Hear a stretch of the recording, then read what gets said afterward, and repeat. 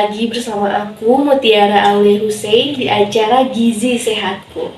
Nah teman-teman, di Gizi Sehatku kali ini kita akan membahas mengenai salah satu gizi makro yang cukup terkenal, yaitu natrium. Siapa sih yang nggak tahu natrium gitu ya? Dimana-mana kita makan sama micin itu mengandung banyak sekali natrium teman-teman. Nah jadi sekarang kita bakalan mengupas tuntas gizi natrium ini oleh salah satu ahli gizi kita, yaitu Disi Astriani Susandi. Halo Disi. Halo Mbak, halo pemirsa semua. Sebelumnya perkenalkan ya, saya Disi Astriani Susandi.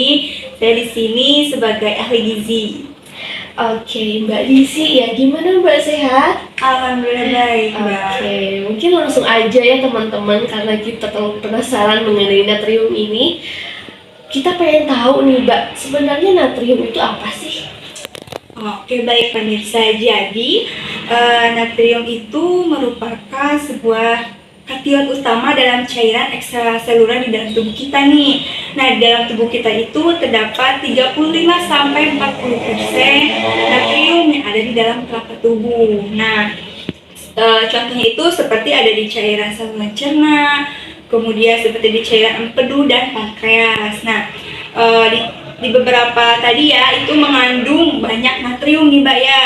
Kemudian biasanya nih taksiran kebutuhan natrium sehari untuk orang dewasa itu biasanya sebanyak 500 mg Mbak. Gitu. Oke. Nah Mbak Disi, untuk banyak dari gizi makro itu pasti ada fungsinya masing-masing ya Mbak. Nah kita pengen tahu dong sebenarnya fungsi utama dari natrium sendiri itu apa sih? Oke baik ya. Jadi fungsi dari natrium itu ada beberapa sebenarnya, cuma kita ambil saja ya sebagian besarnya yang utamanya. Nah pertama itu natrium menjaga keseimbangan cairan, karena tadi ya seperti saya jelaskan di awal, karena sebagai kation utama dalam cairan ekstraseluler. Kemudian yang kedua, natrium juga berperan besar dalam mengatur tekanan osmosis dan menjaga cairan agar tidak keluar dari darah gitu dan masuk ke dalam sel-selnya gitu. Kemudian natrium juga menjaga keseimbangan asam basa di dalam tubuh dengan mengimbangi zat-zat yang membentuk asam. Nah, fungsi natrium yang lain juga berperan dalam transmisi saraf dan kontraksi otot Mbak. Kemudian natrium juga berperan dalam absorpsi glukosa sebagai alat angkut zat gizi lain melalui membran, terutama melalui dinding usus sebagai pompa natrium. Wah, luar biasa, banyak sekali ya teman-teman fungsi dari natrium ini sendiri. Oke teman-teman, barusan kita sudah mendengar penjelasan singkat mengenai definisi dan juga fungsi dari natrium itu sendiri. Oke teman-teman, masih penasaran nggak? Nah setelah ini kita bakal membahas mengenai angka kecukupan gizi dan juga sumber-sumber yang mengandung natrium itu sendiri. Oke teman-teman, jangan kemana-mana ya, tetap stay tune di Gizi Sehatku setelah yang satu ini. Masako, makanan Indonesia beragam dan lezat. Menurut WHO, anjuran konsumsi garam adalah 5 gram garam per hari. Nyatanya, asupan garam lebih banyak. Konsumsi garam berlebih berisiko timbulnya penyakit. Kita harus kurangi garam dengan bijak garam. Solusi cermat mengurangi garam tiap masakan dengan mempertahankan rasa lezat. Kandungan garam Masako dipertimbangkan sesuai dengan rekomendasi acuan label gizi. Masako untuk keluarga Indonesia. Oke teman-teman, kembali lagi di Gizi Sehatku. Nah, pembahasan kali ini kita akan membahas mengenai angka kecukupan gizi natrium, sumber makanan natrium, dan juga akibat dari kelebihan dan juga kekurangan natrium nih teman-teman. Pembahasan kali ini akan disampaikan secara khusus oleh salah satu ahli gizi yang bernama Mbak Siti Fauzia. Halo Mbak Siti. Halo Mbak. Gimana Mbak, sehat? Alhamdulillah sehat Mbak.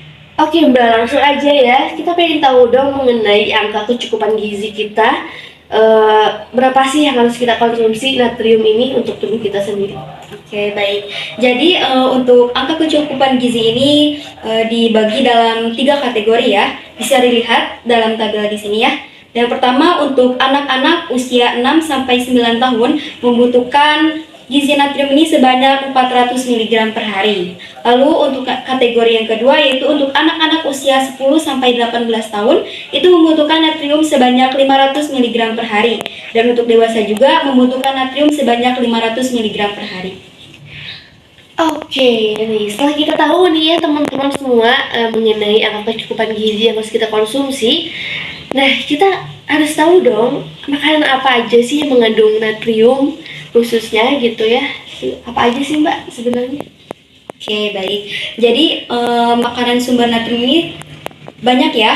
Saya hanya akan menyebutkan beberapa saja. Bisa dilihat ya dalam tabel kandungan natrium ini ada beberapa bahan makanan. Dalam 100 gram ini terdapat natriumnya. Yang pertama ada daging sapi terdapat 93 mg natrium dalam 100 gram. Lalu ada hati sapi sebanyak 110 mg per gram 100 gram. Lalu ada ginjal sapi sebanyak 200 mg per 100 gram. Ya, selanjutnya bisa dilihat ya pada tabel berikut ini. Wah, ternyata banyak ya di masing-masing makanan, jenis makanan ini kandungan natriumnya. Nah, tentunya karena mungkin ada beberapa mungkin ya Mbak, banyak makanan yang memang tinggi atau memang sedikit natrium. Nah, ada nggak sih Mbak dampak jika kita mengkonsumsi makanan tersebut secara berlebih dan juga secara berkurang atau kekurangan mengkonsumsi makanan tersebut, dampak bagi kita tuh ada nggak sih Mbak? Oke, ada ya dampak dari jika kita mengkonsumsi natrium terlalu banyak ataupun kita kekurangan mengkonsumsi natrium itu sendiri. Akibat dari kekurangan natrium itu sendiri, yang pertama dapat menyebabkan kejang, lalu apatis, lalu kehilangan nafsu makan, energi rendah dan juga kebingungan atau lesu. Lalu selanjutnya ada kelebihan dari natrium itu sendiri. Kelebihan natrium ini dapat menimbulkan keracunan yang dalam keadaan akut menyebabkan edema dan juga hipertensi. Lalu kelebihan konsumsi natrium juga secara terus-menerus dalam bentuk garam dapur dapat menyebabkan hipertensi gitu Mbak. Wah, luar biasa. Hati-hati ya teman-teman. Jangan sampai kalian kekurangan atau sampai juga kelebihan dalam mengkonsumsi natrium ya teman-teman. Oke teman-teman, setelah kita membahas mengenai AKG, sumber makanan dan juga akibat bagi tubuh kita. Nah, setelah yang satu ini kita bakal membahas mengenai metabolisme natrium dalam tubuh dan juga interaksi natrium dengan zat gizi lain. Jangan kemana teman-teman, tetap stay tune di Gizi Sehatku. Masako mengurangi beban lingkungan dalam produksi dan pengembangan produk. Mengurangi plastik dengan menghilangkan bagian atas kemasan, kemasan bagian luar, dan mengurangi ketebalan kemasan. Masako untuk keluarga Indonesia. Oke, halo Mbak. Halo juga. Bagaimana, sehat? Alhamdulillah sehat. Alhamdulillah. Oke Mbak, langsung aja nih ya Mbak, kita pengen tahu nih mengenai metabolisme natrium di tubuh itu gimana sih Mbak? Baik, langsung aja mungkin ya kita langsung ke metabolisme natrium. Jadi hampir seluruh natrium yang dikonsumsi itu diabsorpsi. Nah, terutama di dalam usus halus. Nah, natrium yang diabsorpsi itu dibawa oleh aliran darah ke ginjal. Nah, natrium kemudian disaring dan dikembalikan ke aliran darah dalam jumlah yang cukup untuk mempertahankan taraf natrium dalam darah. Nah, apabila misalnya nih kelebihan natrium yang jumlahnya itu mencapai 90-99% dari yang dikonsumsi dikeluarkan melalui urin. Nah, pengeluaran natrium ini diatur oleh hormon aldosteron yang dikeluarkan kelenjar adrenal bila kadar natrium darah menurun. Nah, aldosteron ini merangsang ginjal untuk mengabsorpsi kembali natrium itu. Nah, apabila dalam keadaan normal nih, natrium yang dikeluarkan itu melalui urin sejajar dengan jumlah natrium yang dikonsumsi oleh kita sendiri. Jadi seperti itu metabolisme dari natrium itu sendiri. Wah, luar biasa ya teman-teman. Jadi begitu ya metabolisme natrium di dalam tubuh kita ini. Oke, selanjutnya kita ini mengenai pembahasan yang terakhir, yaitu mengenai interaksi natrium dengan zat gizi lain. Ada nggak sih Mbak interaksi natrium dengan zat gizi lain itu gimana sih Mbak? Ada nggak sih? Jadi interaksi natrium itu salah satunya dengan kalium, di mana kalium dan natrium itu merupakan mineral yang bekerja sama dalam memelihara keseimbangan cairan, elektrolit, dan asam basa. sehingga dua mineral tersebut itu berpengaruh terhadap regulasi tekanan darah. Nah, untuk cara kerja kalium itu berbanding terbalik itu dari natrium.